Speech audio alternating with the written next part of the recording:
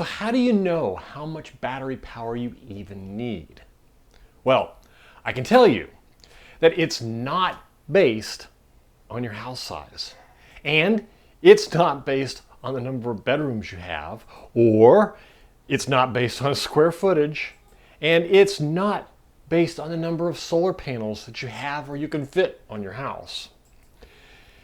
Only one thing matters, and that one thing is your average power consumption. That is the item that is key to this. So, what are the big mistakes that are made? People confuse energy and power. Now, you can see that energy is a stored amount of power that is used over a period of time, and power is the amount of energy being used at a particular second. So 5,000 watts of power is the equivalent of 5 kilowatts of energy if you were to consume that 5,000 watts of power over the period of an entire hour. That's why it's called a kilowatt hour, 1,000 watt hours. You use 5,000 watts at every given second during that hour, you end up with 5 kilowatt hours. As you can imagine, power changes quite a bit during that hour. So calculating that number can be very, very dependent upon how frequently your system is checking and polling how much power you're using at any given moment. The more it checks and the more frequently it does that, the more accurate your energy consumption use is. All right, now that we know the difference between energy and power, there's another number that's even more important, and that is your average load versus your peak load. So, for example, in this chart, you will see a standard inverter running. Now, it's an example. The chart isn't completely to scale, but you get the point. You'll see that for the most part, your average usage is around 500 watts. But as you can know, as things come off and on, especially large items with motors in them, like refrigerators or air conditioners or any other item like that, has what we call a surge amount of surge load. And you can see here, this peak is showing 7,000 watts. These two numbers are used for two different things. One, the average is used to build your battery bank. The surge helps you understand the size of the inverter you're going to need so that you have enough power to run or to start that refrigerator when it kicks off, or when the air conditioner starts, you can actually get it to surge all the way up to that number, but then idly take care of you at the bottom. You don't want to overdo it, because then your idle consumption goes up. As your inverter, the bigger it is, the more power it uses just existing and being on. So you want to size it just right for your needs. So knowing your average load in this case is only down here at 500 watts, why would people oversize their system? Well, that can be contributed to a lot of different factors, and let's discuss a few of them. First one is that it can be contributed to just good marketing. These companies are getting very good at selling their products and insisting that you need more and more power, when not all the time will you need more and more power. It's based on how much you actually use. Another good reason is fear. They're afraid they're going to run out, therefore they continue to get more and more power. Does it make it easier to live through some of the hard times? Absolutely. Is it an absolute necessity? Not necessarily, considering it is the most expensive piece of your solar system. Also, wanting your whole home backed up, as opposed to dealing with those critical loads or those other items that need to be dealt with, and we'll get into that a little bit later. Poor planning or no planning whatsoever is also a contributing factor to having a battery bank that's 4 times the size that you need it to be, or costs 4 times as much as you want it to. So, what is the better question than how big of a bank do you need? The better question is, what do you actually want to run? Now, this comes down to understanding the concept of what is an essential load, what is a comfort load and what is a luxury load. Now, I've gone into this in great detail in the past on what is the difference between these three types of loads. An essential load would be something along the lines of your refrigerator, your freezer, your CPAP machine, any medical devices, things that you cannot or should not live without. That is really an essential load. Then you have what you call comfort loads. These are things that make life a little bit easier for you, but aren't absolutely necessary. And one of those that fall in between the comfort and the luxury is what I call hot water. Now, is hot water in its essence an absolute necessity? No. Is it a comfort? It could be considered a comfort, but it could also be considered a luxury. You're not going to you're not going to die without it. You could still go in and instead of having a hot water heater, you could still boil your water depending on your other alternative sources and stuff. So understanding the difference between essential, comfort, and luxury is really, really dependent upon you and going through your house and understanding each one of these loads and classifying them. This allows you to really understand how much battery power you need. For example, do I need my entire house to be air conditioned in the case of a hurricane? No, that I would consider a luxury. Now, what a comfort load might be that I have one room in my house or I have a window unit and I can turn that window unit on at night when I sleep so that it's not humid and muggy and that way I can get good sleep. That would be a comfort load. Are either one of them essential to have during the outage? For me, no.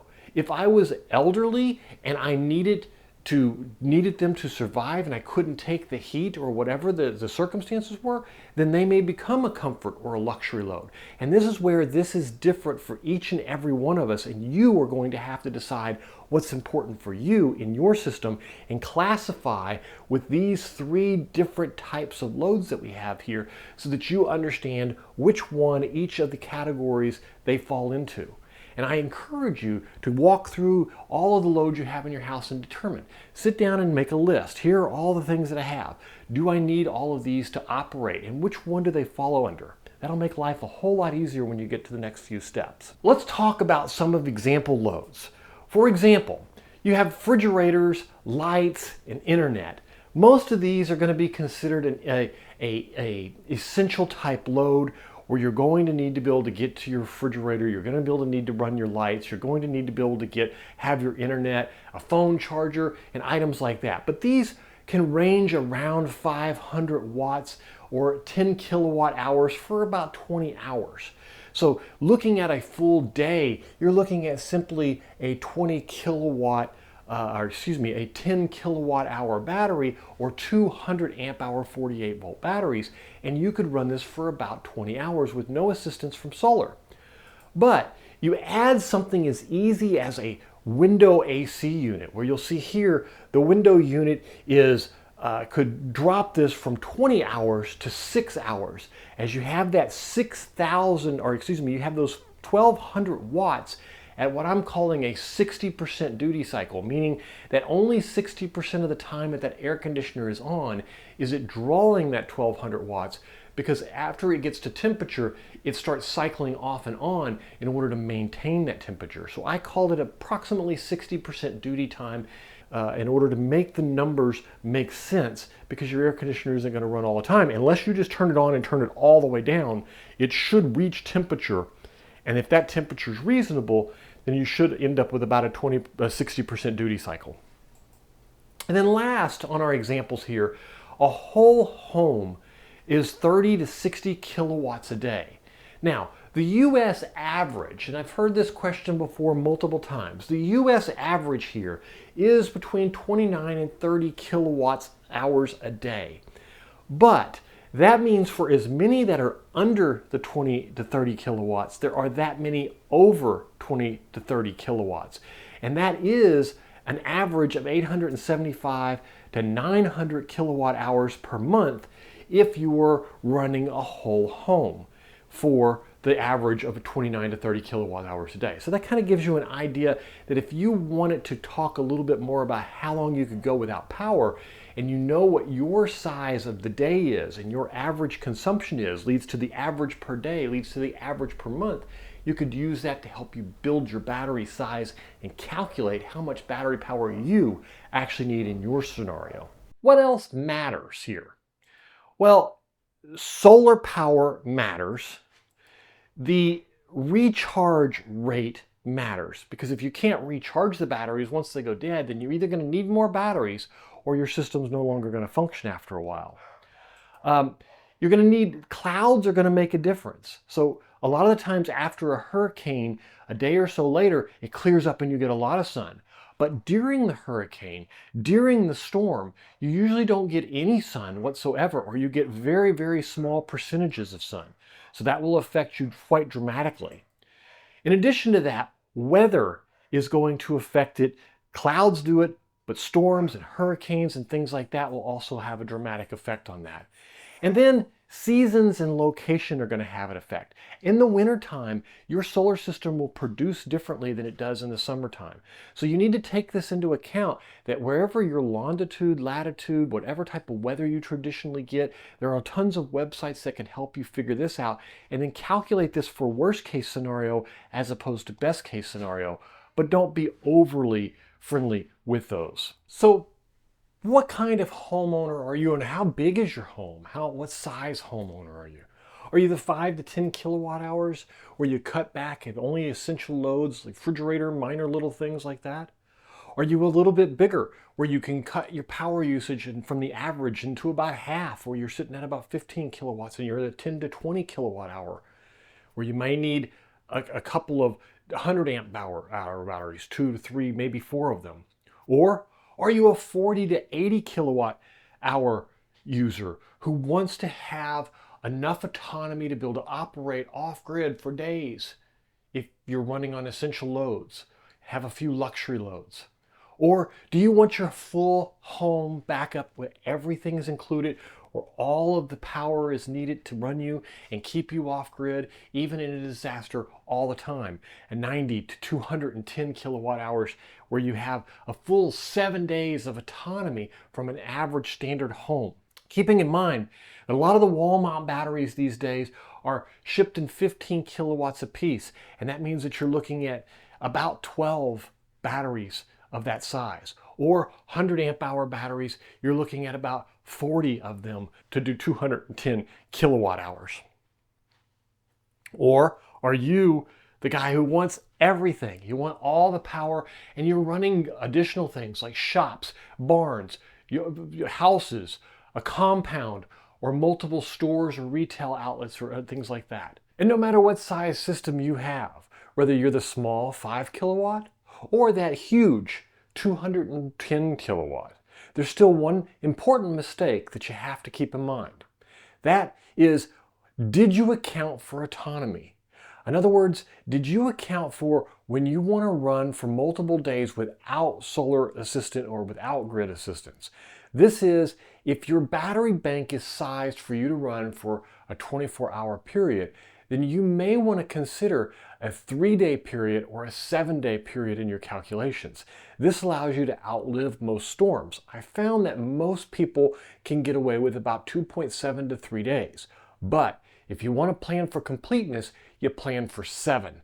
That will get you through it for sure. Now, don't forget, this can change dramatically the size of your battery bank, the cost of your battery bank, and have big impacts on whether your battery bank is going to perform when the time comes. So please, don't forget autonomy. Now, if you remember, at the very beginning, I made a promise that in 5 minutes, I could show you a sizing method that you could use to size your system in 5 minutes. So let's get to it so that you have the answers you need to get your system sized today. First, let's talk about a 5-minute sizing method that includes step 1. You want to look at your power bill. From this, you can get your monthly usage, and from that, you can come up with a daily usage. So 2, make sure you measure your average rates. And what I mean by this is figure out what you're actually averaging on a normal day-to-day basis in your consumption. This you'll need to put some kind of meter on your system, but it should be pretty easy to see. You can usually tell just by taking your daily rate and dividing it out. And 3, decide what needs to stay on. You don't want to build all your rates and everything based on your full system size, running your wash machine and your dryer and your heater and your stove and all of that stuff. Taking those 3 into account, your essential loads, your comfort loads, and your luxury loads. And that way you know which system you need to build, and maybe you can build some more of those luxury loads in, but definitely take a look at all of the loads and make sure you've divided them up.